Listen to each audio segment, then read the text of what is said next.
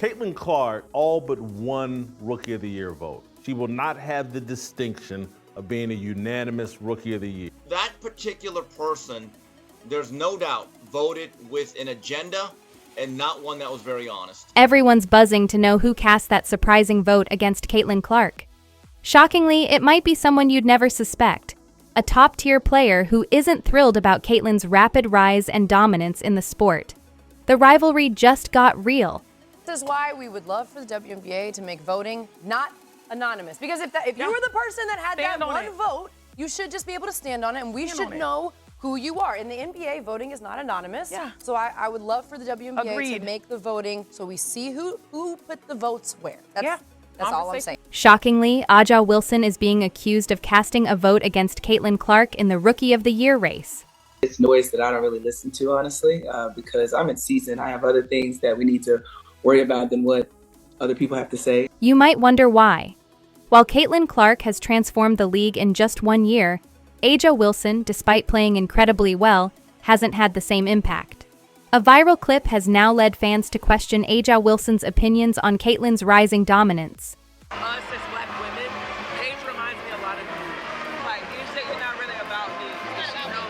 And she knows how her privilege has gotten her to that point. Aja Wilson attempting to downplay Paige Bueckers shocked fans. But the drama didn't stop there. Caitlin Clark was also downgraded on Nike's promotion list, with Wilson overshadowing her due to her MVP status. Wilson believes she deserves the top spotlight, but it's clear Caitlin Clark is the league's biggest draw, causing tension between the rising star and the veteran. Is Caitlin Clark currently the face of the WNBA? Yes. Do I think if Aja Wilson dropped a shoe and Caitlin Clark dropped a shoe today at the very same time, that Caitlin Clark would outsell Aja's shoe by 100 times? Yes, I think that would be the case. Why would a WNBA MVP vote against one of the league's most dominant rookies? Could personal rivalries and hidden motives be driving key decisions in women's basketball? The WNBA community was shocked when Caitlin Clark didn't unanimously win Rookie of the Year. Fans weren't the only ones surprised. Analysts, commentators, and players voiced their disbelief. Now, rumors are swirling, suggesting Aja Wilson, the reigning MVP, might have been the one who voted against Clark. This speculation has ignited conversations about internal competition and the growing tension between the league's top players. Caitlin Clark was only one vote away from winning it unanimously, the Rookie of the Year award. Congrats on winning the Rookie of the Year award, but how is it not unanimous? I get that people don't like her, whatever the case may be, but honestly, she led rookies in every category pretty much. She took her team to the playoffs for the first time in like 10 years. Aja Wilson is not just any player. She's been the face of the WNBA for several seasons, winning MVP honors and leading the Las Vegas Aces to success. However, her alleged vote against Caitlin Clark has sparked controversy. Wilson, known for her role in promoting women's basketball, may have cast a vote that some believe was meant to undermine the league's rising star. This surprising move has raised questions about internal rivalries and power dynamics within the WNBA. I think that second half really set the tone for me, for her to be, and should have been, the unanimous Rookie of the Year. And it wasn't just one triple-double. She had 2 on the season. And this is why we would love for the WNBA to make voting not anonymous. Because if you were the person that had that one vote, you should just be able to stand on it, and we should know who you are. Caitlin Clark's meteoric rise in the WNBA has captured the attention of fans, media, and even casual sports followers in just 1 season. Her undeniable impact on the game has been remarkable, but this rapid ascent may have ruffled feathers, particularly with Aja Wilson, who has spent years building her own reputation as one of the league's top players. And to act like there isn't or hasn't been legitimate resentment emanating from those who are pioneers.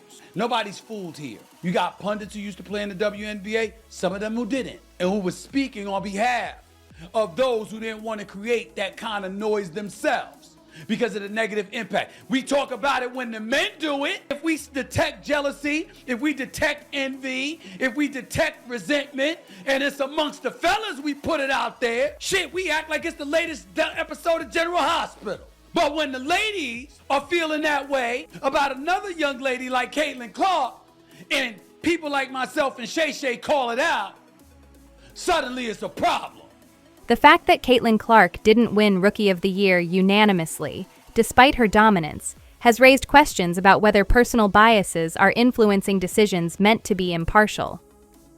The idea that A'ja Wilson, a key figure in the league, might have an agenda against Clark's rapid rise is intriguing, adding a layer of rivalry to their WNBA dynamic. What there is plenty of proof of is that the WNBA has been the angriest, bitterest league in the history of sports. Their fan base and their players are angry and bitter and do nothing but whine and complain. Caitlin Clark's rapid rise as a rookie has shifted the spotlight away from A'ja Wilson, fueling speculation that Wilson may not be comfortable with this change. Clark's sudden emergence has not only threatened Wilson's role as the face of the league, but also disrupted the narrative that has been built around Wilson's dominance. Reports suggest Wilson may feel her hard-earned accolades are being overshadowed by Clark's achievements. For years, Wilson has been the WNBA's most visible and marketable player, representing a new era of women's basketball. However, Clark's arrival has changed the dynamics, with fans and media quickly hailing her as the league's next big star. It's easy to imagine that Wilson, who has worked tirelessly to earn her status, could feel frustrated by how quickly Clark has captured the public's attention. The rivalry between these two stars has introduced an intriguing power shift in the league. Somebody coming along and elevating the sport's shine ultimately benefits you. Go out there, compete with her, try to bust her up if you want to, and all of that stuff. Just don't hate on the acclaim that she's getting. The friendship between A'ja Wilson and Angel Reese adds another layer to this controversy. Reese has garnered attention for her outstanding performances and was seen as one of Caitlin Clark's main competitors for the Rookie of the Year award.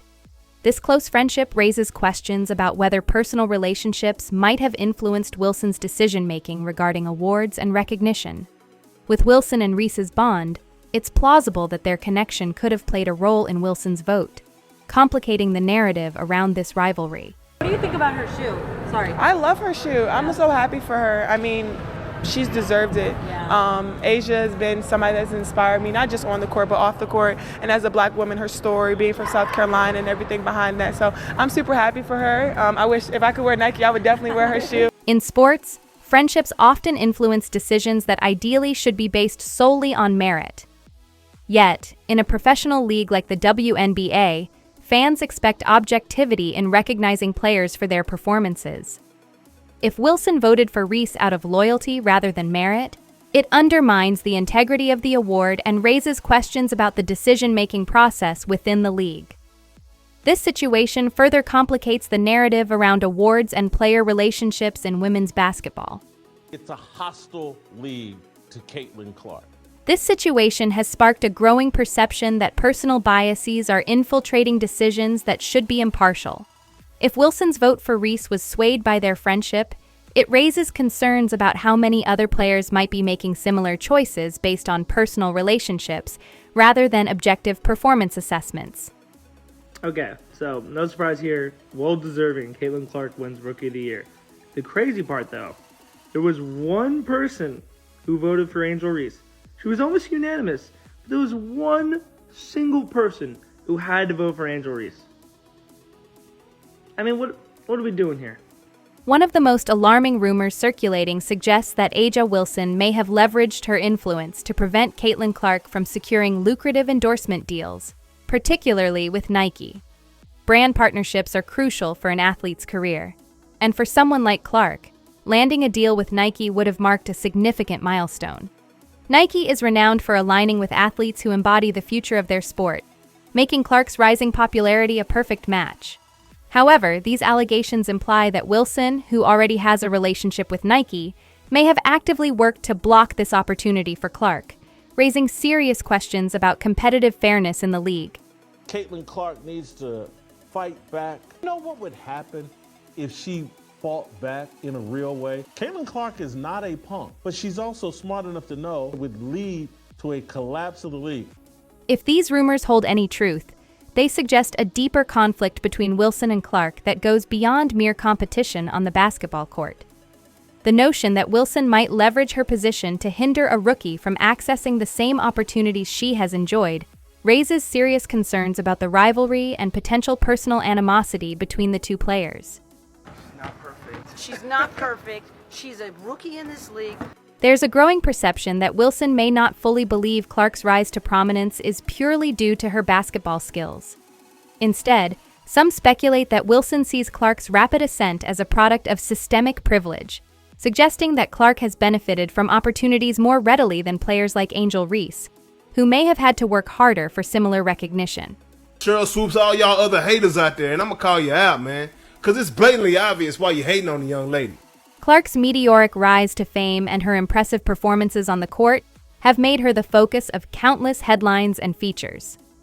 In contrast, Wilson, a consistent top player in the league, has experienced a diminishing spotlight as Clark's profile expands. This shift in attention goes beyond media trends. It highlights a broader issue regarding how athletes are marketed and promoted within the WNBA. For years, Wilson was the face of the league, embodying the new era of women's basketball with her skill, charisma, and leadership. Now the narrative is shifting, raising questions about visibility and representation in the sport. She's got one of the hottest selling jerseys in sports, y'all, according to Fanatics, led by the one and only Michael Rubin. Clark's Indiana Fever jersey is apparently sold out in all sizes. It was rumored that she actually outsold Dallas Cowboy jerseys. Clark's emergence has shifted the dynamics in the WNBA, with the media quickly adopting her as the league's future star. This change has likely caused frustration for Wilson, who may feel her achievements are being overshadowed by a younger, rising talent. This situation transcends basketball. It's about who shapes the narrative surrounding the WNBA and who becomes the face of the league moving forward. Wilson's irritation with the media's focus on Clark introduces a complex layer to their relationship, indicating that off-court dynamics are shaping public perceptions of both players. Adding to the intrigue is the involvement of WNBA legend Sheryl Swoops, considered one of the greatest players in league history. Swoops has publicly supported Angel Reese, leading fans to speculate that she might have influenced the Rookie of the Year vote. This further complicates the situation, as Swoops' stature in the league brings additional weight to the conversation about favoritism, influence, and the broader implications for the WNBA's narrative and future direction. When you have a player like Angel, Asia. and Angel too. Angel and Asia. But a player like Asia who's having the type of season that she's having, and I don't think we're talking about her enough. While there's no concrete evidence that Swoops had an official vote, her public remarks indicate she believed Reese had a stronger season than Clark, fueling speculation that she may have used her influence to sway the decision. Swoops' involvement underscores the intricate web of relationships and alliances within the WNBA. As a highly respected figure in the league, her opinions hold significant weight.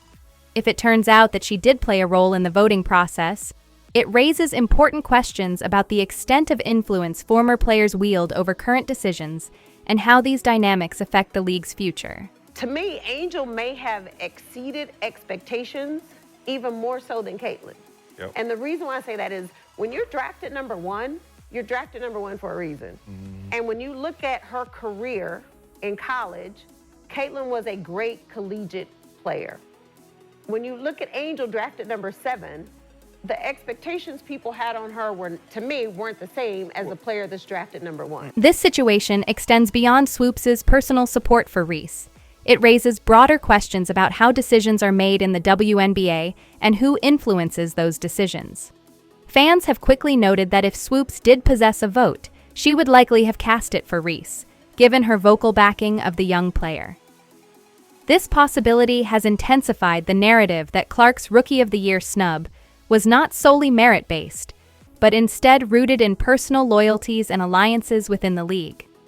The involvement of a respected figure like Swoops lends credibility to this theory, positioning it as a significant aspect of the ongoing debate surrounding the league's voting processes and the influence of established players on emerging talent.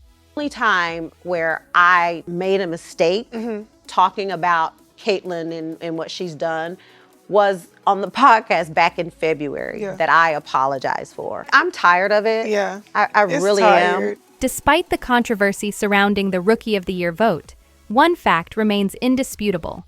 Caitlin Clark was the most dominant rookie in the WNBA by a significant margin. Her on-court performances were nothing short of extraordinary, and her influence on the game resonated throughout the league. The lack of a unanimous Rookie of the Year award for her has sparked widespread criticism of the league and its voting process, leading many to question how such a decision could be reached in light of Clark's undeniable impact. This situation has fostered a perception that there may be an agenda within the WNBA aimed at downplaying Clark's achievements. The doubts surrounding the integrity of the voting process have only added fuel to the fire. If I am Rookie of the Year, God, thank you. If I'm not, back to the drawing board, and I just want to win. As fans and analysts alike continue to scrutinize the motivations behind such decisions.